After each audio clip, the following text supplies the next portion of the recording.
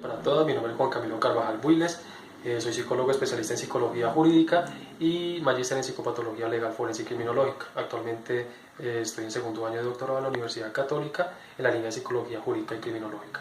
El día de hoy vengo a presentarles la ponencia titulada Detección de engaño a través de medidas psicofisiológicas y carga cognitiva como alternativa explicativa. Para ello, quiero comentarles inicialmente cuál fue el objetivo o propósito de mi estudio. En ese sentido, el objetivo de mi estudio fue analizar los hallazgos de los estudios de respuestas psicofisiológicas orientadas a la detección del engaño y reflexionar y analizar esos resultados a través de lo que podría denominarse o lo que se denomina la teoría de la carga cognitiva. ¿Cómo es la teoría de la carga cognitiva? Podría dar explicación a los resultados de ese tipo de estudios.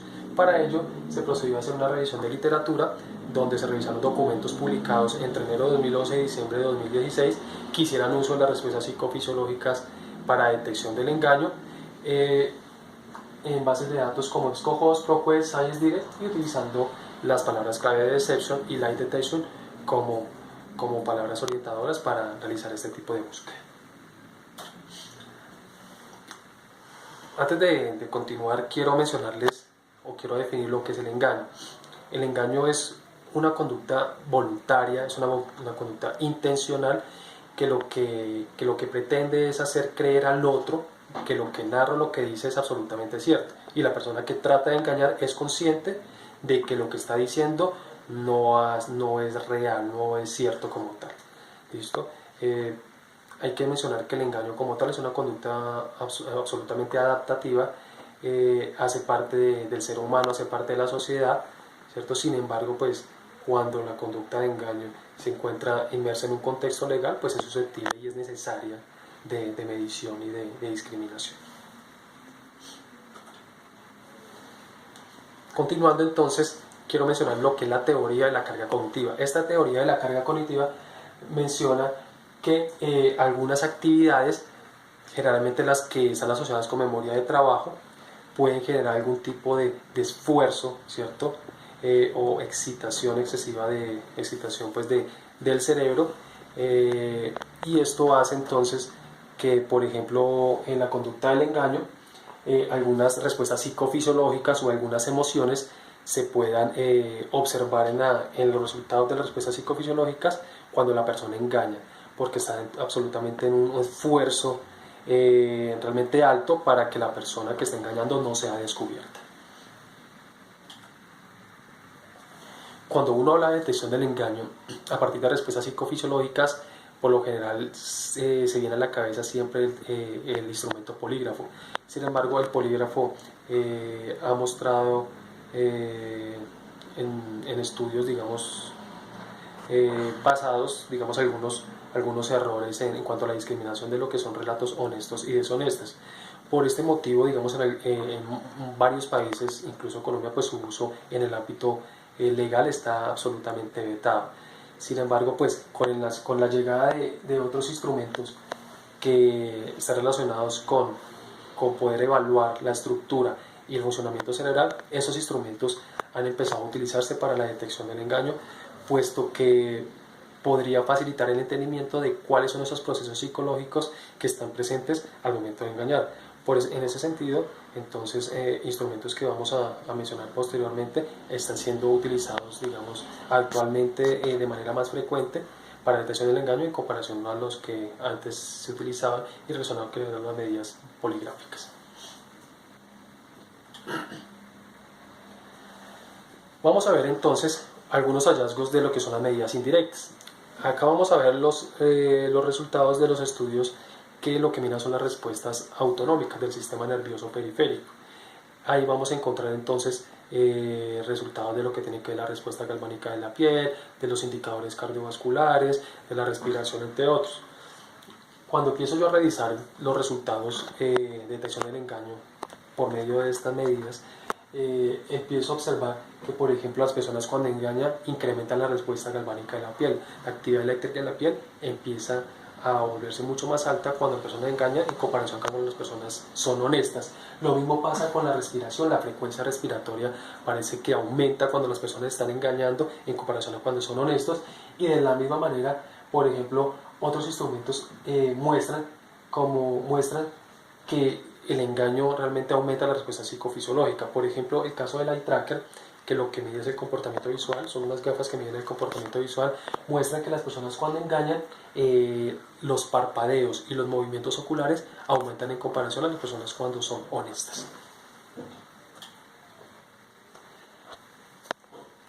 Cuando ya hablando de lo que son las medidas directas del funcionamiento del cerebro, ahí vamos a encontrar, por ejemplo, instrumentos como la resonancia magnética, el electroencefalograma, el espectroscopio, que lo que miran es el funcionamiento del cerebro.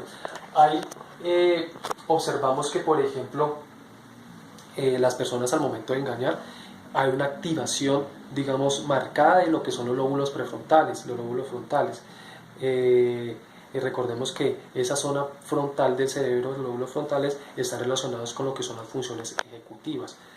Es decir, que obviamente las personas al momento de engañar necesitan de la mayor habilidad para planificar e inhibir comportamientos. Las personas deben tener en cuenta qué decir, cómo decir o cómo relatar algún tipo de suceso para no ser descubiertos cuando están engañando. Y asimismo también tiene que inhibir algunas conductas que lo podrían delatar o inhibir cierta información para que por medio de relato no la vaya a expresar y de esa manera sea descubierto. Eso es un primer hallazgo, es el papel fundamental de los lóbulos frontales al momento de engañar. Asimismo, lo que es la cantidad de oxígeno y hemoglobina también aumenta, y aumenta específicamente en áreas frontales, lo cual muestra que las personas necesitan entonces mayor concentración de este tipo de elementos al momento de engañar en comparación de cuando las personas son honestas. Después de analizar entonces los hallazgos de los estudios, empiezo a llegar a unos tipos de reflexión que quiero compartirles. El primero de ellos es que tanto los hallazgos de las respuestas psicofisiológicas del funcionamiento cerebral y de las respuestas autonómicas coinciden en que cuando las personas se engañan aumenta la actividad ya sea del cerebro o de la respuesta autonómica al momento de engañar. Y eso hace pensar entonces que para el cerebro resulta una tarea bastante complicada y digamos genera un esfuerzo el momento del engaño y por tanto entonces se evidencia en ese tipo de aumento en la respuesta psicofisiológica. Un aspecto fundamental entonces es lo que mencioné anteriormente, es que los lóbulos frontales tienen un papel entonces importantísimo en el momento del engaño. Eso hace pensar que como los lóbulos frontales están relacionados con lo que son las funciones ejecutivas, quiere decir que el engaño es una tarea absolutamente compleja y que por ende necesita de la mayor concentración, el mayor detalle, detenimiento de las personas, y eso genera realmente un esfuerzo mayor a cuando las personas son honestas. Es decir, que el engaño como tal requiere mayor esfuerzo, o sea, a nivel cognitivo, que por ejemplo reconstruir o evocar información que realmente vivió, y en ese caso pues estaríamos hablando de honestidad.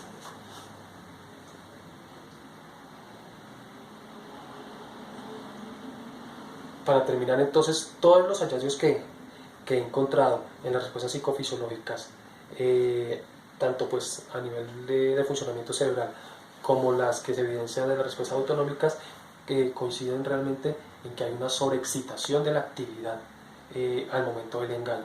Es decir, ninguno de los estudios hasta ahora que he revisado me dan a entender que las personas al momento de engañar disminuyan su respuesta psicofisiológica. Por el contrario, aumenta el funcionamiento cerebral en algunas áreas específicas, y también, por ejemplo, las respuestas psicofisiológicas, específicamente la respiración, la respuesta cardíaca, la respuesta galvánica de la piel, tiene un aumento evidente al momento de engañar.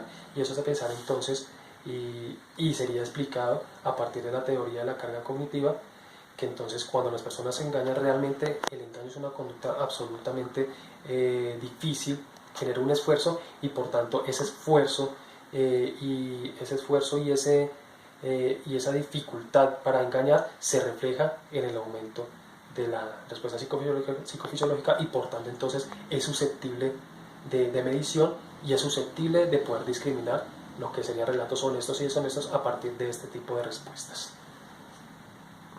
Para finalizar, pues Las limitaciones que comentan relacionadas con estos estudios están relacionados en que gran parte de ellos, y es verdad, se han hecho en condiciones de laboratorio.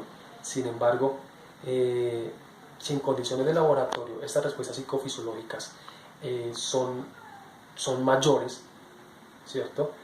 Y obviamente como son de laboratorio no están en contextos reales.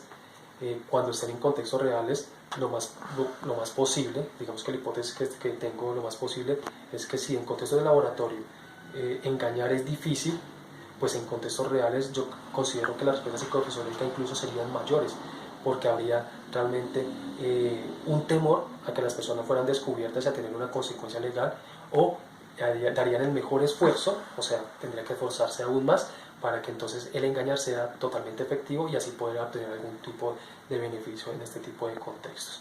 Entonces, por esto considero ya como conclusión final que las respuestas psicofisiológicas coinciden en el aumento de este tipo de indicadores, y por tanto esto puede ser explicado a partir de la teoría de la carga cognitiva. Muchísimas gracias por su atención y hasta la próxima ocasión.